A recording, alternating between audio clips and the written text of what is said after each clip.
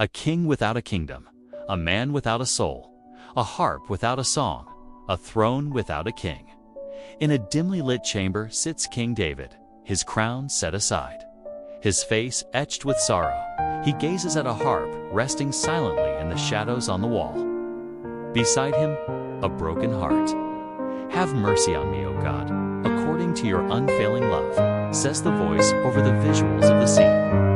David falls to his knees and prays. Tears stream down his face as the words of the psalm flow from his lips.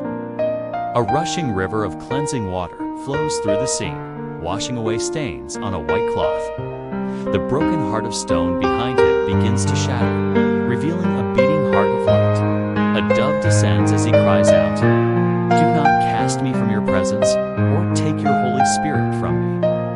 As the psalm reaches its climax, David lifts his hands. The chamber fills with radiant light. His heart begins to glow, and with it, the music swells, symbolizing restoration and forgiveness. Around him, children and people appear, rejoicing. They're here to meet their king. As the last notes ring out, David stands.